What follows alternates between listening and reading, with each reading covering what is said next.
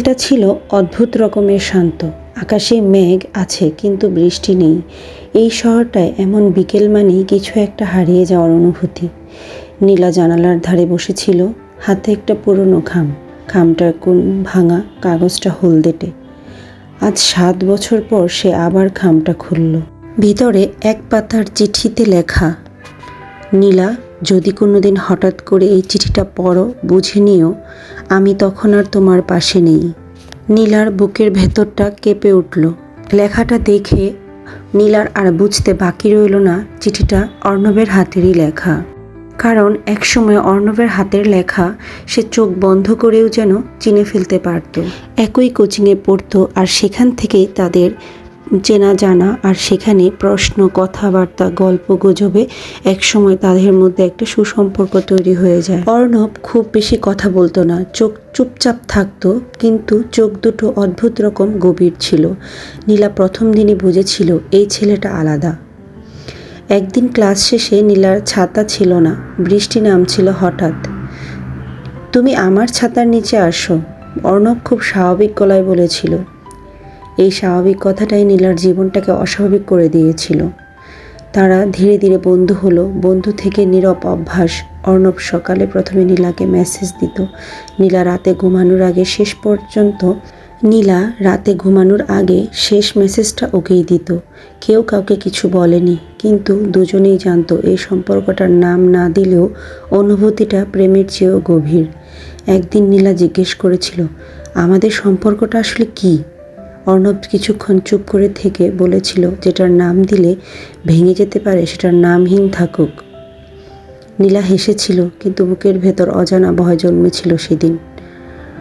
অর্ণবের পরিবার ছিল কঠোর। সে সবসময় বলতো, আমার জীবনে সিদ্ধান্ত নেওয়ার অধিকারটা আমার না। নীলা তখনও বুঝতে পারেনি এই কথাটার মানে কতটা ভয়ঙ্কর। একদিন হঠাৎ অর্ণব বদলে গেল, দেরিতে আসতো, কথা কমে গেল। নীলা জিজ্ঞেস করেছিল, কিছু হয়েছে? অর্ণব লিখেছিল, সব ঠিক আছে। কিন্তু কখনো কখনো এটাই হয়তো সবচেয়ে বড় মিথ্যে হয়ে দাঁড়ায়। শেষ দেখা হয়েছিল লাইব্রেরির সামনে। নীলা বলেছিল, তুমি আগের মতো নেই। অর্ণব চোখ নামিয়ে বলেছিল, কিছু গল্প মাঝপথে থামানোর জন্যই লেখা হয়। আমাদের গল্প।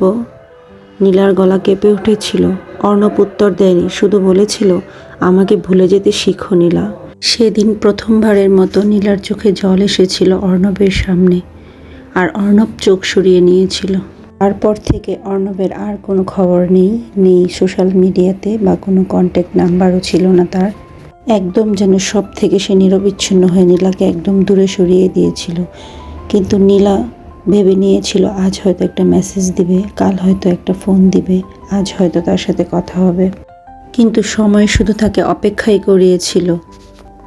একদিন নীলার দরজায় একটা চিঠির খাম এসেছিল, কোনো প্রকার নাম নেই ভেতরে সেই চিঠিটা। নীলা আবার চিঠিটা পড়তে লাগলো। আমি তোমাকে ছেড়ে যাচ্ছি, কারণ আমি তোমাকে ভালোবাসি। আমার জীবনের অন্ধকারে তোমাকে টেনে আনতে চাইনি। আমি জানি তুমি অপেক্ষা করবে, তাই বলছি, করো না। নীলার চোখের সামনে সব ঝাপসা হয়ে গেল।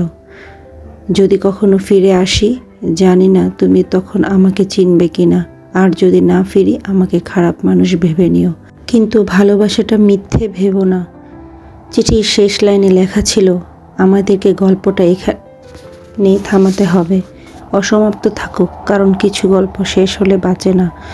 নীলা চিঠিটা বুকে চেপে ধরলো। বাইরে তখন বৃষ্টি শুরু হয়েছে।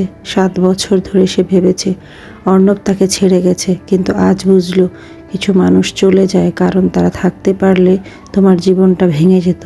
হঠাৎ ফোনটা বেজে উঠল, একটা অচেনা নম্বর। স্ক্রিনে শুধু লেখা, ইনকামিং কল। নীলার হাত কাঁপতে লাগলো। সে জানে না কলটা ধরবে কিনা। বৃষ্টি আরও জোরে নামছে, আর ঠিক এখানেই এই গল্পটা থেমে থাকুক। অংশটুকুন পেতে অবশ্যই আপনারা পেজে লাইক এবং ফলো দিয়ে রাখবেন, আর কমেন্ট করে জানাবেন আমার গল্পটি কেমন লেগেছে। যদি ভালো লাগে প্লিজ পাশে থাকবেন, সাপোর্ট করবেন। আমি অবশ্যই এর পরের পর্বগুলো নেক্সট কোনো ভিডিওতে ধাপে ধাপে দিতে শুরু করব।